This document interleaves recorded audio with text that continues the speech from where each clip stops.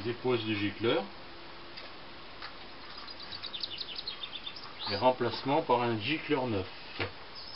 Remplacement par un gicleur neuf.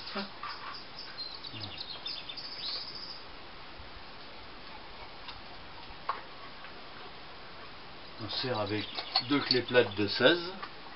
Avec deux clés plates de 16, on serre le gicleur.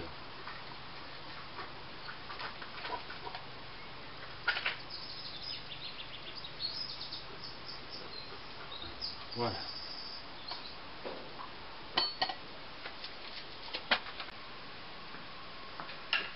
Le fonctionnement du circuit hydraulique du brûleur.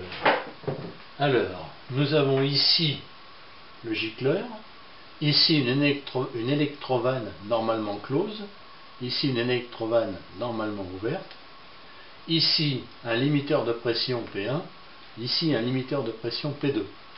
La pompe qui est une pompe à engrenage, un filtre à l'aspiration qui n'est pas une très bonne chose, pas mieux qu'il soit situé ici, mais enfin bon, c'est autre chose. Et donc le principe de fonctionnement, lorsque la pompe se met en route, elle tourne, hein. Voilà, qui tourne à droite, d'autres à gauche, suivant le type de pompe. Donc, elle crée une aspiration de la partie en verte, là, et le fuel se répartit dans le circuit. Donc, qu'est-ce qu'on constate au départ? Là, on est représenté sans tension, hein. Donc, sans tension, cette bobine est normalement fermée. Donc, qu'est-ce qui se passe? La pompe envoie le fuel va aller par ici et là. Donc, première constatation, on vient sur P, buter sur P, on vient buter sur la membrane de P2, du limiteur de pression P2. Ensuite, ici, comme l'électrovanne est normalement ouverte, on passe ici, on vient embuter ici sur P1, et ici le fuel s'écoule par ce petit orifice là, qui est un limiteur de débit en fait, qui permet à l'air de s'évacuer, de faire la purge du circuit, et ensuite on va monter légèrement en pression, puisque la pompe débite 24 litres minute. Ici on a un petit orifice qui nous fait peut-être, je sais pas, 0,5 litres minute, ou aucune idée, hein, j'ai pas mesuré, il n'y a pas la cote ici. Donc la formule c'est Q, le débit en litres minute, est égal à 0,63 S, la surface, racine de delta P. Par la racine de delta P, c'est la différence de pression entre ici et là. Donc, on voit qu'ici, l'électrovanne est normalement close, donc on vient buter ici. Ici on passe, par ici lentement. Ici on vient embuter, ici embuter et ici embuter. Bon, donc instantanément, comme le débit ici est moins important que la pompe, on va monter en pression. Donc on va monter en pression jusqu'à venir pousser cette membrane. Normalement, hein. Si P1 est mal réglé, c'est ici celle-ci qu'on va pousser en premier.